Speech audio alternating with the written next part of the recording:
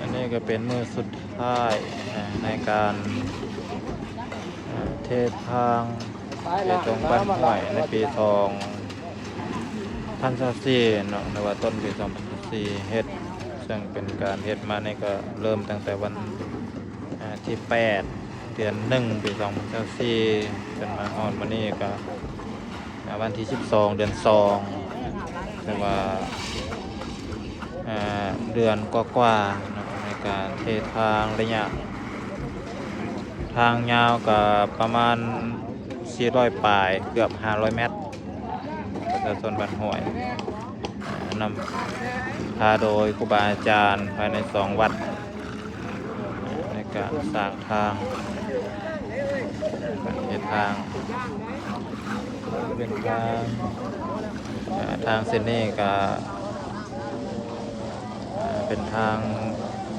คุมใต้ของบ้านห้วยของพวกเราจะมีการนำบ้านพ่อแม่ครูบาอาจารย์เป็นก็ห่วมขอบ้านโอเคแนวโฮมทุกคนพิธีทั้งหลายพ่อแม่ประชาชนต่อมาของเหือเทแห้งพร้อมการสร้างทางแปลงบ้านในสุกปี2024ได้อยู่400ปลายเมตรก็ประสงค์วันที่รีแค่ในห้องบ้าน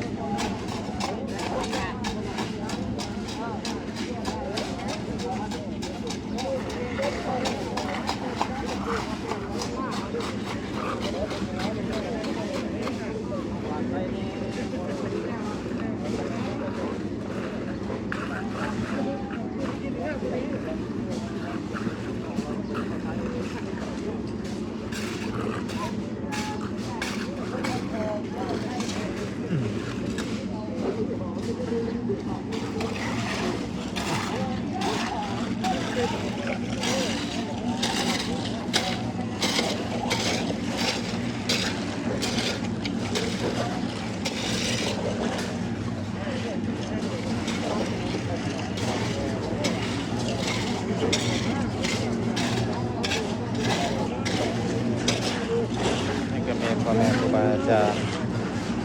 บ้านห้วยใต้อย่าง ถั่วดาวม่วง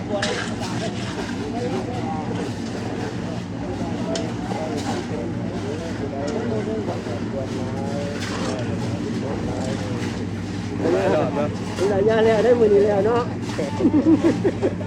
แล้วที่ทำมือแล้วได้ แล้วเนาะมื้อสุดท้าย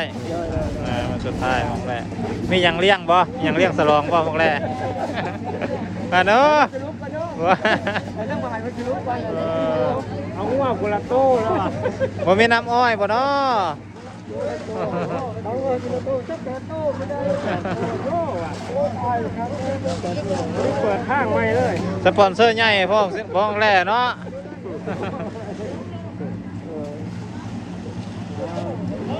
ช่วยน้ำแดงเดือดงานแล้วเด็กคุณบอกว่าจะได้ก็ได้รอจะรอผลรอยึดครับยึดเนี่ยไม่ต้องพูดยึด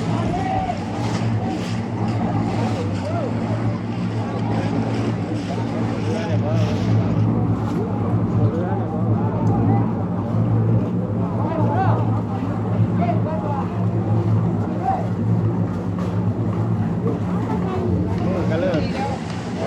ก็ถือว่าก็เลยดีย่ามก็ย่ามดีเที่ยวไปวันไปเลยแบนเลย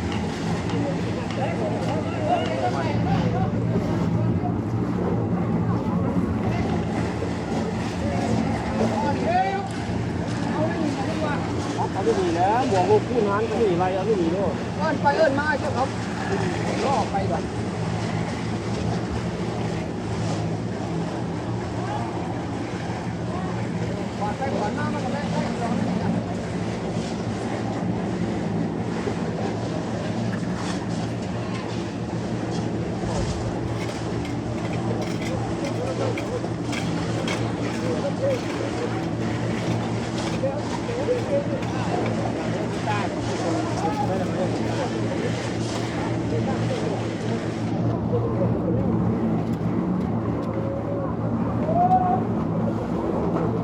อยู่ในมือแรกก็เดี๋ยว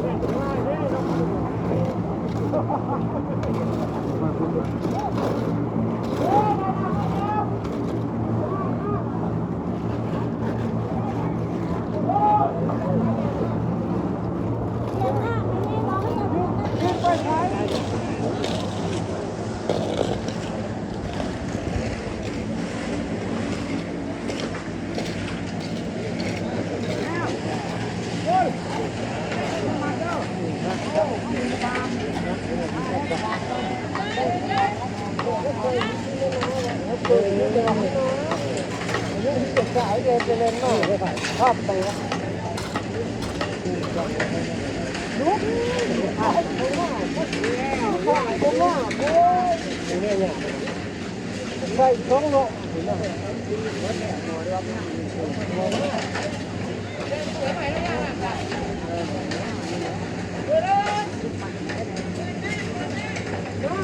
มันเปิดลูกง่ายห่างก็เนาะ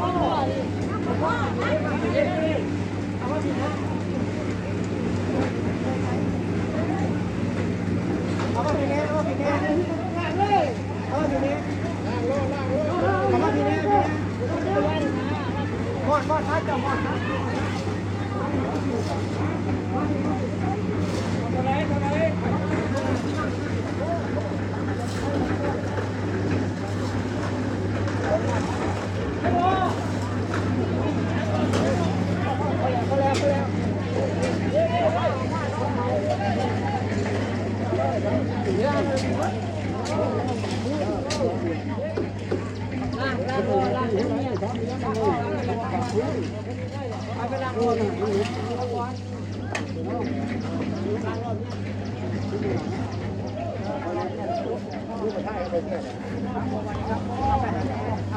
อยบ่แม่ย่า แต่อะไรเมื่อแล้ววันนี้ อ๋อเข้าวัดซะก่อน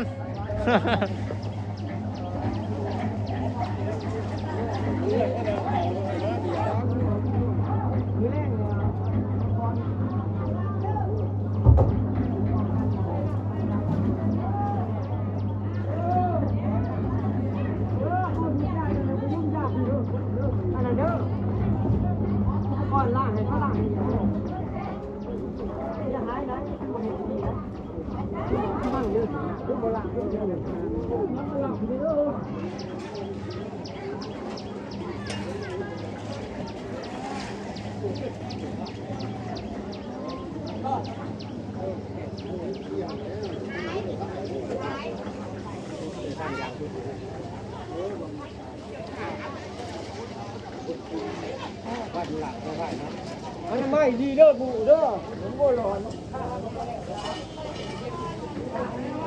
ทางเขาแล้วป่ะเนี่ย ฮะยังยังหากนมาตะวันซอก ชอบคุณนะ แม่นตะวันซอก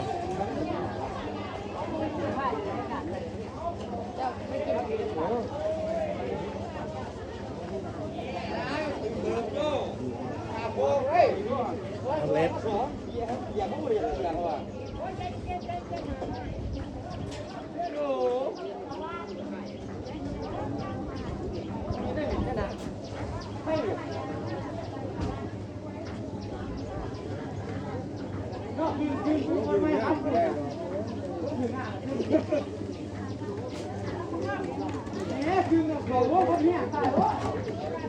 เราไฟดี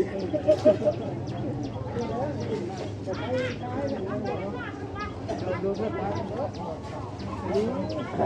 ใช่ลมใจคือดูดิ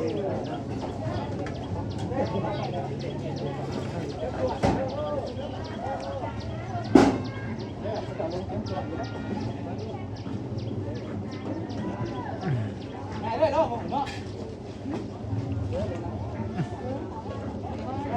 แต่มันจะเอาเก็บไว้อยู่แล้วเนาะหม้อน้ำเนี่ยคุณพูดนี้เก็บยังเลยล้างเสียมหมด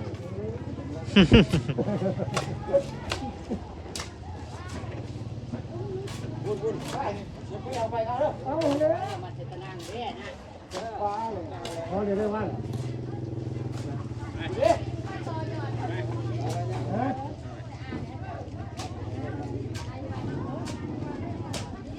ก็ดูคุณก็ยังเรียนก็ให้ไปเที่ยวเดินนะ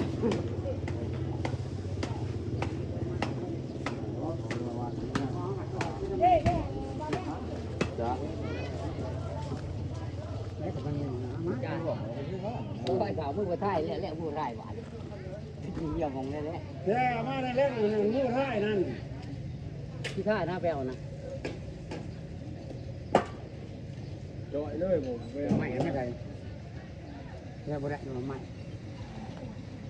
ร้อนเปย์คือแล้วก็ไม่แก่ก็เป็นมันมากายตั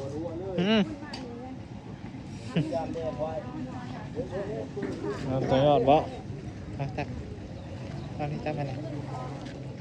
จับลูกจับเงินถ่ายนอก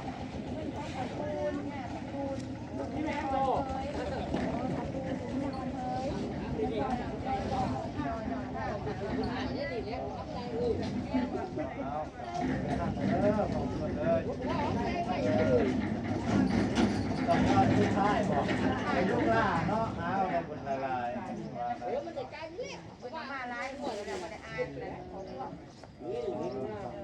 เป็นไรสัญญาเขาไปบ้านเหลือว่าเพื่อตะไลเงินเท่านั้นโอ้แค่นี้ใจยืนยังยาน้อยโกพ่อคือว่ากูเป็นนี่แล้วเนาะนี่เนาะมาแล้วเนาะนี่แต่สร้างบ้านรถเมืองตลาดเกิดจากการวันนี้วันนี้จะเป็นต่อ เฮ็ดมาต่อเนาะ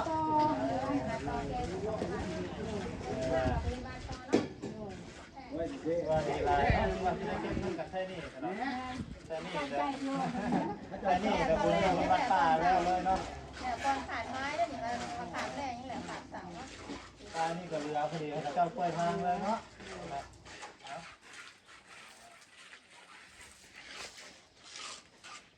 ไปโค้งข้างไงดูข้างมันคุ้มข้างไง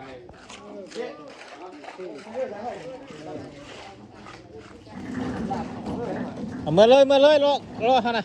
มาบัดเลยแม่นบ่เอามือถึงอันอยู่บ่น่ะ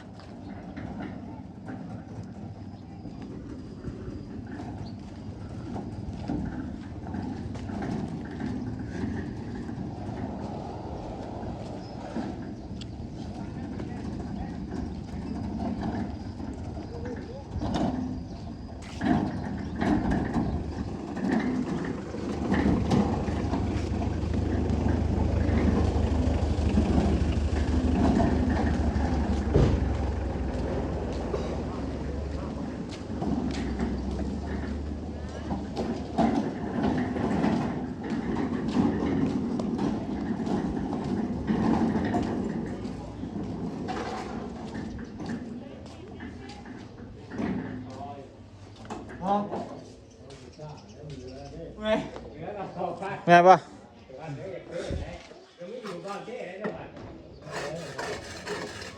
เหลือจังอันไหม ตัดหนังไม่มีแล้วเนี่ยเนาะพอมาแล้วตัดหนังแล้วตัวอยู่เนาะ ตัดอยู่บ่ ตัดเลย อืม ตัดต่อได้เหรอยังคือเก่าเนี่ยตัวชุ่มยังมาจากวัดป่าชุ่ม บ่ ชุ่มสันกลายเป็นอื่นแล้ว สิหามเมื่อบ่หามก็หามเราแล้วแบกเราได้อาคารเนี่ยเธอก็ได้อาคารดาวป้าไว้อะเนาะไปเฮ็ดลักหัวได้ ขึ้นเพื่อนเห็น เราที่สิบบ้านได้ซื้อแล้วไปแล้วไม่เห็นแล้วไม่นานได้ซื้อใช่ไหมไม่ได้ ดอกแรก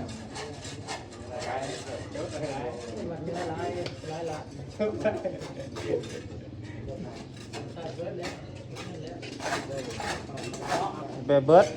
เงินสั่งกำแพงเด้มาแล้วเด้อ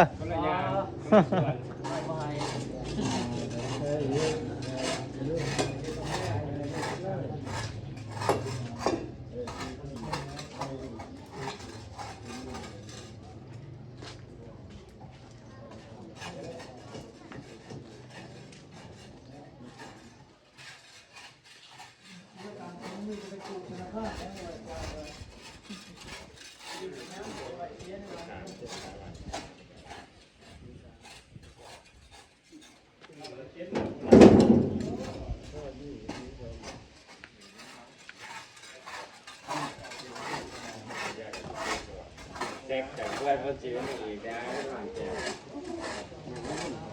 อยู่นี่มันอยากให้ใจ บ้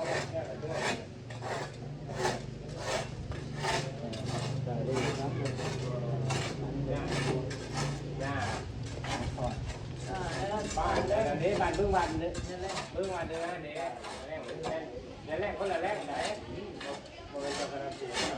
พิ่งบ้านน้องเพิ่งบ้านอะไรเนี่ยเท่านี้เดี๋ยวหน่อยบัวล้านสี่โย่นี่มันก็ตายมึงบ่อย่าแรงมันเรียกว่าลูกว่าบ้านซ้อกันเนี่ยพี่บ้านซ้อตายตาย